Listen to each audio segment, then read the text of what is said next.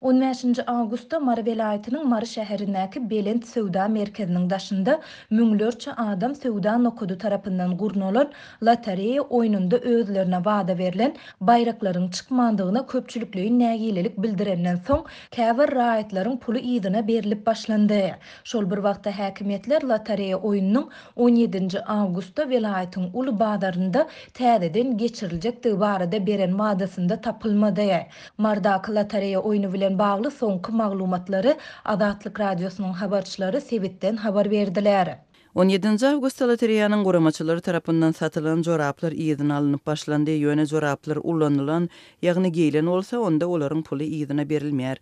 Jorap satylan täze görnüşinde ýygyna alınýar. Käbir raýatlar eýýäm joraby açyp ulanan bolsa-da, onlap, ýüzläp ýa-da müňläp jorap satyn alan adamlar pullaryny ýygyna almagy umyt edýärler. Diýip çarşenbe güni Söwda merkezine barıp gören yerli ýaşaýjy şaýat bolan ýagdaýlaryny anonimlik şertinde gurrun berdi.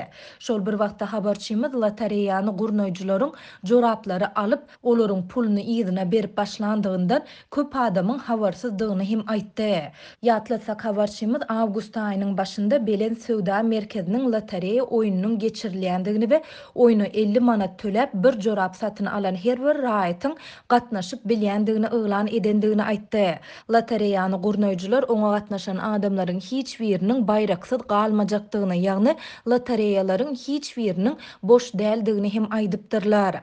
15 Ağustosda lotereya oýnunyň geçirilen günü Söwda merkeziniň daşynda takminan 4000-den gowrak adam üýüşdi. Emma gatnaşyjylaryň aglabasy bayrak utup bilmän soň olar gurnoýjylar hiç bir lotereýanyň boş däldigini aýtdylar diýip özlerine wada berilen bayraklaryň çykmandygyna we özleriniň aldawa salnandygyna köpçülikliň nägilelik bildirdiler. Nägileligi köşeşdirip köpçüligi dargatmaga çalışan howpsuzlyk işgärleri bilen adamlaryň arasynda goh galmagyl turdy. Basabaslykda enatalaryň çağalaryny tapyp bilmeýän halatlar da boldy. Raýatlara garşy güýç ulanan howpsuzlyk işgärleri onlarça adamy tutsak etdiler. Häzir joraplaryň alınıp, olaryň pullarynyň ýygyna berilip başlanmagy adamlaryň nägilelik bildirip, uly gowdgalyň turuzmagynyň netijesi diýsek ýalňyşmarys. Adamlar bir aýakdan şol ýerde öz haklaryny sormadyk bolsa, onda bu mesele halkyň bähwidine çözülmezdi. Halkyň aýagy galmagy bilen hökümet tiz wagtyň içinde meseleni halkyň bähwidine çözmeli boldy Diýip yerli ýaşaýjy bellidi. Şol bir wagtda habarçylarymyz häkimetleriň lotereya oýnunyň 17 Ağustosda vilayetiň uly bazarynda täzeden geçiriljekdigi barada beren wadasynda tapylmandygyny hem habar berýärler.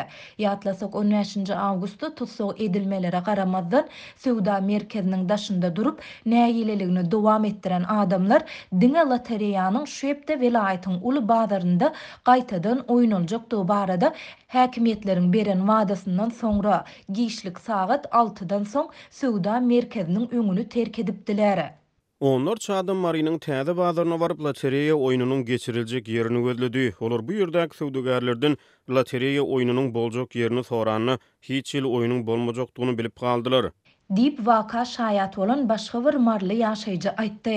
Habarçylarymyz 17 Ağustosda Marynyň täze bazarynyň içinde we daşynda polisiýa işgärleriniň hemde uluglarynyň adatdakysyndan has köp bolandygyny hem habar berdiler. Şeýlede olar müňlerçe adam Söwda merkeziniň öňünde nägilelik bildirenden soň vilayetde VPN hyzmatlarynyň we IP adresleriniň petiklenendigini hem aýtdylar. Soňky 3 güniň dowamyny lotereya oýny we onuň bilen bagly dören halk nägileligi barada gurulmalar tutuş ýurda ýaýrady. Häkimetler bu barada has köp maglumatyň, suratlar, videolaryň ýaýramagyndan alady edýärler. Diýip ýaşaýjy bellidi. Bu aralykda sosial ulgamlarda Söwda merkezinde bolan waka barada has köp videolar peýda bolup başlady. Videolaryň birinde adamlaryň köpçüliginiň Söwda merkezine zor bilen kürsäp girmäge sinanşýandygyny görse bolýar. Beýleki bir videoda bolsa ýüzlerçe adamyň Söwda merkeziniň içine girendigini we ol ýerdäki başagaýlygy sinlasa bolýar. Türkmen häkimetleri we döwlet eýçiligindäki media serişdeleri adatça bolşýaly bu waka barada kelam agyz söz aýtmaýarlar. Azatlygyň bu barada Söwda merkezinden we Mary şäheriniň polisiýa müdürliginden kommentari almak synanşyklary hem netijesiz galýar. Şeýlede redaksiýa tutsak edilenleriň ykbalyny hem anyklap bilmedi. 16 Avgustda Türkmenistanyň Istanbuldaky konsullugynyň çäginde ýenjilen türkmen aktivistleri we Türkiýanyň raýatlary hemde türk aklawçysy türkmen diplomatik missiýasynyň işgärlerini garşy baş prokuratura şikaýet etdiler. Arşçylar türkmen prezidentine niýetlenen hata diplomatlary gowşurjak bolan parahatçylykly aktivistleri edilen hüjümden başga da yaralanan aktivistleriň kadaly lukmançylyk barlygyny geçirmäge borçly lukmanlaryň we bu işe seriden polisiýa wekilleriniň hereketsizliginden şikaýet etdiler. Beş Türkmen raýaty Türkmenistanyň konsullugynyň çäginde fiziki hüjümet edewar edilenden soň Istanbulyň Meçdikow etrafynda ýerleşýän çaglayan baş prokuraturasyna şikaýet etdiler. Mundan başga da olaryň adyndan türk raýatlary aklawçy Gülden Sönmez, Özgürder Jemgyýetçilik guramasynyň baş sekretary Musa Uze we Jemgyýetçilik guramasynyň agzasy Mehmet Emin Kaçmaz arz edipdir. Bu arada 18 Awgustda Adam hukuklary boýunça Türkmen Helsinki fondy habar berdi. Ýatlysa 16 Awgustda aklawçylar we adam hukuklary boýunça iş alyp barýan iki sany türk aktivisti tarapyndan goldanýan türkmenler Istanbuldaky türkmen konsulluguna baryp Prezident Serdar Berdimuhammedow açyk hat gowşurmagy synançdylar. Olar getiren hatyny wezipeli adamlara tapşyrjak bolanda konsulluk binasyndan çykan bir näçe adam tarapyndan ýenjildi. Aktivistleriň biri Atamurat Saparow elçixananyň territoriýasynda bolan ýagdaýlar barada Azatlyk radiosyna şeýle gurrun berdi. Bizi kapıda duran, şu novatçılığı, gözekçilik eten yaş Türkmenistan raýatly. Men diýdi, ol dokumentasiýa işlere nemetmäge hakkym yok, meniň wezipem pes diýdi. Bolýar, onda sen birine habar et, gelsin alsın. Şol ortada gepe güýmediler. Arka tarapymızdan daşymyzy gurşadylar. Biziň habarymyz yok. Biz gapa seredi otyrys. Biziň ýanymyzda Türkiýanyň Özgürder diýen insan haklaryny goraýan edaradan wekil bardy. Ýani ilki bilen oglany içeri aljak boldular. Elini arkasına gaňyryp içeri saljak boldular. Biz hem şoňa garşylyk görkezdik. Men özüm şu elini gaňyranlaryň elini aýyrmak bilen, o ýerde uruş zat ýok, ýani bir araçy bolmak hökmünde elini aýyrmak maksady bilen ara girdim.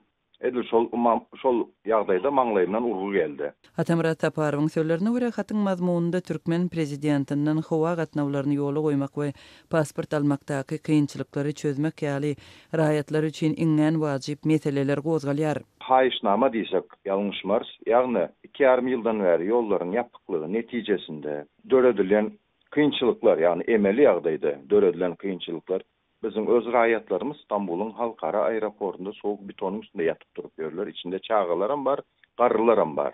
O ýollary açsaňyz ýa-da goşmaça reisler goýsaňyz diýip hatyň mazmununda bar. Ondan soňra Istanbulyň konsullugunda, Türkmenistan konsullugunda nowat diýsen adam sany kän. Şulara goşmaça personal ýagny hünärmen işgärleri ugratsaňyz halk kösenmese. Ondan soňra şu halky pasportlaşdyrmak meselesinde vatandaşlarımız nelegal ýagdaýda galany üçin medisina hyzmatlarynyň ýa-da beýleki o problemalar bilen ýüzleşende kynçylyk çekýärler diýip o meseleler boýunça da haýyş etdik. Diýip Atamurat Saparow Azatlyk radiosyna gurrun berdi. Konsulxana baran Türkmenistanyň raýatlarynyň ýenjilmeginden soň aktivistler Dur Sultan Taganow, Atamurat Saparow we adam hukuklaryny goraýjy türk guramasynyň agzasy yerli polisiýa tarapyndan tutsak edilip Alibekoy polisiýa bölümine ekdilipdir. Gynansaň bu polisiýa merkezi bu waka bir taraply garady. Subutnamalary alandan soň polisiýa işgärleri pedalaryň arzasyny kabul etmekden ýüzürdi. Emma konsullugyň baran adamlaryň terrorçylyk hereketleri baradaky arzasyny derrew kabul etdi diýip Türkmen Helsinki fondy öz maglumatynda belliýär. Adam hukuklaryny goraýjy bu gurama Türk adwokatlarynyň içeri işler ministrliginiň ýol başçylygyna göni ýüz tutmagy mejbur bolandygyny belliýär. Netijede yerli aklawçylaryň hem adam hukuklaryny goraýjylaryň görkezen tutan ýerliligi metbuata çykyş etmek barada aýdanlary polisiýanyň ejer çeken aktivistleriň arş şikaýatlaryny hasawa almagyna we dokumentlerini ýygyna berip öýlerinden goý bermegine getiripdir. Türkmen Helsinki fondunyň habarynda ýenjilen aktivistleriň birinji lukmançylyk barlygyndan Istanbulyň Eyüp Döwlet Keselhanasynda geçenligini we aktivist Atamurat Saparowyň rehimsiz urulmagynyň ýyzlarynyň we Dur Sultan Taganowyň bedendäki gan öýmeleriň bardygyna garamazdan doktor tarapyndan gol çekilen lukmançylyk hasabatynda ownuк şikestleriň görkezlenligi bellenýär. Ýa-ni aklawçylar alternativ barlyk geçirilmegini talap edipdir. Şol gün yaralanan türkmen aktivistleri başga bir klinikada ikinji gezek doly lukmançylyk barlygyndan geçende bu gezek lukmanlar obyektiv netije geldi. Dip Türkmen Helsinki Fondi öz habarında ona göre yaralanan Atamrat Taparova, Nursultan Tağanova, Zarina Akhtamova ve onun 4 yaşlı kızı Emine yeten şikayetlerin dolu hasaba alınanlığını haber verdi.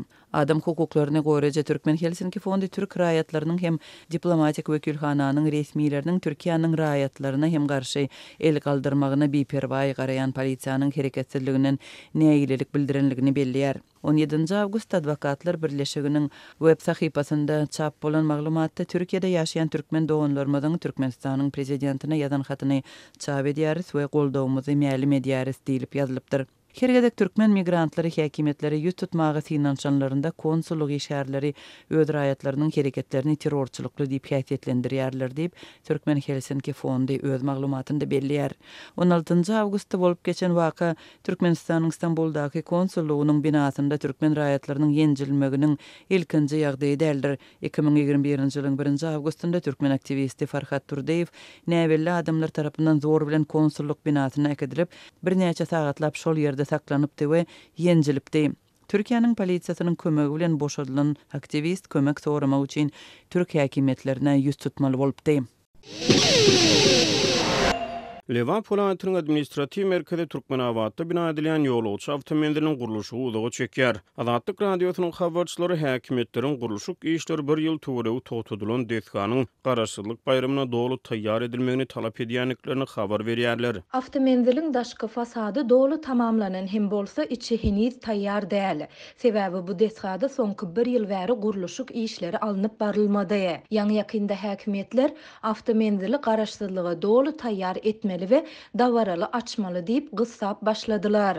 Diýip gurulşykdan habarly çeşmeler Azatlyk radiosynyň habarçysyna maglumat berdiler. Azatlyk radiosynyň habarçysy Türkmenawadyň öňkü halkary howamendiniň ýerleşýän ýerine şäheriň çetine ýerleşýän täze awtomobiliniň gurulşygyny Muhammed Balkan Hojalyk Jemgyýetiniň ýerine ýetirýänligini habar berýär. Medpugat arhivlerine göre Türkmenistanyň öňkü prezident Gurbanguly Berdimuhammedow 2020-nji ýylyň 7 fevralyna ýurdun Türkmen Awtouloglary agentligine Türkmenawat, Balkanawat, Daşoğlu we Mary şäherlerine ýolagçy awtomobillerini gurmak barada Muhammed Balkan Hojalyk Jemgyýeti bilen şertnama baglaşmagy öýtýär berdi. Ýatdasak şol gün 2020-nji ýylyň 7 fevralyna Gurbanguly Berdimuhammedow ýurdun odalyk Senagat we Kommunikasiýa ministrliginiň binýadyna Senagat we Gurulşyk önümçiligi ministrligini döretmek hakyna karara gol çekdi. We täze ministrligiň başlygy wezipesine ogly Serdar Berdimuhammedow belledi. Şol bir karar bilen beýlik transport agentlikleri bilen bir hatarda Türkmen Awtouloglary agentligi Türkmenistanyň ministrleri kabinetiniň tabynygyna geçirildi. Vilayet merkezlerine täze awtomobilleriň gurulşygyny 2020-nji ýylyň fevralyna başlap 2022-nji ýylyň fevralyna tamamlamak gözüňünde tutulýardy. Aradan 6 aýyň geçenligine garamazdan yerli ýaşaýjylar gurulşygy fevralda tamamlanmaly dilen deskanyň gurulşygynyň